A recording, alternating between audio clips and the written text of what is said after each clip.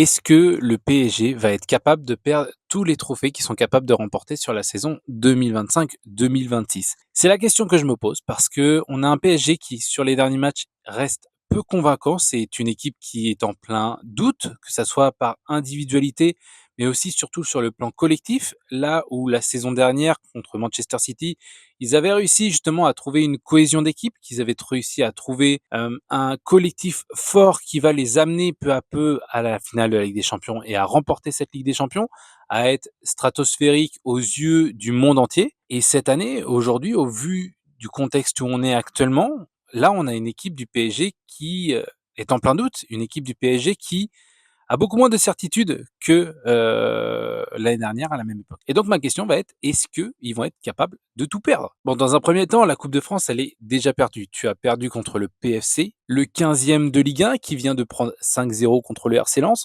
Tu t'es fait éliminer par eux en Coupe de France. Bon, déjà, ça envoie un message un petit peu mauvais.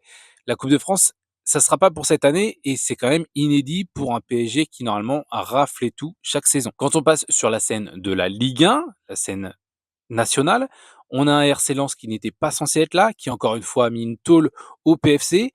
On a vu les différentes interviews qui se passent au RC Lens, ils ont déjà coché la case, c'est la case d'avril, le match contre le PSG. Le RC Lens n'est tourné que sur ce match-là parce qu'ils savent très bien que s'ils arrivent à obtenir ne serait-ce qu'un nul contre le PSG, il serait en bonne voie pour aller chercher le championnat. Et à l'inverse, on a une équipe du PSG qui est en proie au doute, qui perd des points par-ci par-là, des matchs nuls, des matchs qui sont très peu convaincants en Champions League, notamment contre le Sporting, contre Newcastle, et là la défaite contre Rennes, 3-1, avec un effectif qui est un effectif qui va se rapprocher de ce qu'il y a de mieux au PSG actuellement. Luis Enrique n'a pas cherché à faire tourner son effectif avant la Ligue des Champions, à part peut-être Marquinhos qui était sur le banc de touche, le reste ça reste quand même une équipe qui doit être une équipe titulaire en Ligue des Champions. Alors pour parler de la prochaine échéance, c'est-à-dire Monaco en Ligue des Champions en barrage pour accéder aux huitièmes de finale, j'ai aucune inquiétude sur le fait que le PSG va passer. Tout simplement parce que Monaco a une infirmerie qui est pleine, il y a beaucoup d'absences et on a une équipe de Monaco qui est inconstante au possible, même si, attention, Monaco a gagné le dernier match contre le PSG. Ça reste une équipe qui est très inconstante. Peut-être qu'elle va élever son niveau de jeu contre la Juve. Je les voyais perdre contre la Juve et ne pas passer au barrage. Et finalement, ils ont su me donner tort. Ils ont su, avec une défense à 3, embêter cette Juve, même si là, encore une fois, la Juve avait mis un petit peu une équipe bis contre Monaco, mais bon, bref.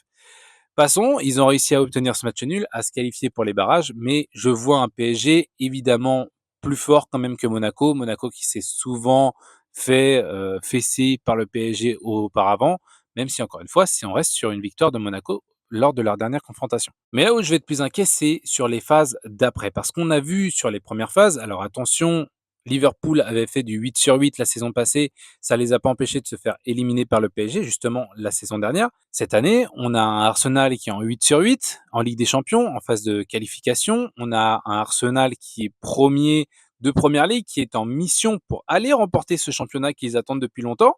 Mais c'est pas leur seul objectif. En effet, ils ont un objectif de Ligue des Champions. Si Arteta arrive à le tout rafler, il va évidemment rentrer dans la légende des Gunners.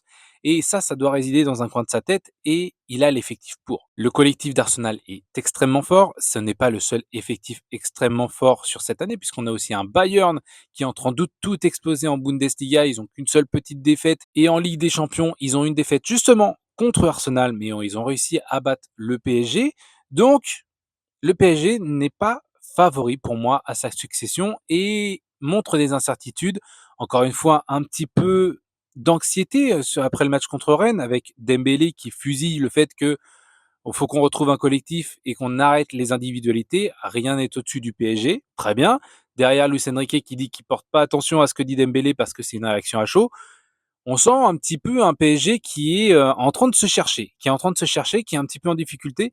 Et quand on voit l'effectif en entier, Hakimi semble un petit peu moins fort que sur la lancée qu'il avait la saison passée, même s'il reste très fort, attention. On a un milieu de terrain où on a Fabien Ruiz qu'on n'a pas revu depuis quelques temps. Est-ce que Zahir Emery va réussir à pallier justement cette absence? On a un Joao Neves qui est sur un courant alternatif, c'est-à-dire qu'il peut être extrêmement fort, et puis le match d'après, bah, il est où Joao Neves, quoi? Donc voilà, une équipe du PSG qui s'est fait peur sur ses dernières sorties. Strasbourg, c'est très moyen. Ils arrivent à s'en sortir, mais c'est très moyen. Le Sporting, Newcastle, ça s'est pas bien passé. Donc est-ce que le PSG va réussir à la Ligue des Champions à réaligner des performances comme ils ont eu la saison dernière? Ça, c'est une grosse incertitude et on l'espère au fond de nous et on espère que le PSG va réussir à aller le plus loin possible pour l'image de la France. Même si, encore une fois, moi n'étant pas supporter du PSG, j'en ai un petit peu rien à foutre qu'ils aillent au bout, mais au moins qu'ils montrent une bonne vision de la France et qu'on puisse avoir des revenus après pour qu'on ait d'autres clubs qui aillent plus loin, comme l'Olympique de Marseille, au lieu qu'ils se fassent sortir à la 25e place. Par exemple, par exemple. Donc moi, je veux vous emmener sur un débat. Est-ce que vous pensez que, étant donné avec la forme de Lens, avec la forme des autres équipes européennes, à l'image d'un Arsenal, à l'image d'un Bayern, attention à un Inter, l'Inter qui n'a pas non plus lâché l'affaire, hein, on l'a vu le match contre la Juve, 90e minute, ils sont encore là. Donc l'Inter, va falloir encore compter sur eux cette année. J'enlève le Real de Madrid qui pour moi est encore en train de se chercher. Ils viennent de changer d'entraîneur, ils seront pas au top. Un Barça qui a des gros problèmes défensifs et ça va poser énormément de problèmes comme la saison dernière. Le 4-0 contre l'Atlético fait extrêmement mal au Barça et pour moi, ils vont être en grande difficulté. On n'est pas à l'abri d'une équipe d'outsiders qui peut popper, une équipe comme ça qui vient faire une petite épopée et qui vient un petit peu en demi-finale ou bien en finale, comme on l'a vu avec Villarreal dans les dernières années, comme Dortmund notamment sur l'année aussi contre le PSG, ou bien encore comme un Aston Villa la saison dernière, bien évidemment. Donc des équipes un petit peu surprises, mais pour moi, les équipes qui sont en certitude à cette époque de la saison, c'est-à-dire en février, qui ont un jeu établi, qui sont sûrs de leur force, qui savent où attaquer, qui savent comment défendre, sont les équipes qui ont le plus de chances d'aller au bout à la fin de la saison. Et pour le coup, avec ce qu'on a vu du PSG, je ne les vois pas aller au bout en Ligue des Champions. Je les vois capables, par exemple, d'aller faire un quart de finale ou un demi-finale, parce que ça reste une équipe extrêmement forte avec des joueurs qui sont individuellement forts, mais peut-être un collectif un peu moins fort que la saison passée. Après, je peux me tromper et tant mieux si je me trompe, hein, mais pour moi, je les vois pas aller plus loin. Et en Ligue 1, à contrario, on a un RC Lens qui est au top, on a un RC Lens qui, on se demande qui va être capable de les battre et de les déranger. Ils ont un calendrier qui va être évidemment pas facile. Faut qu'ils rencontrent encore Lyon, par exemple. Faut qu'ils rencontrent encore le PSG, bien évidemment.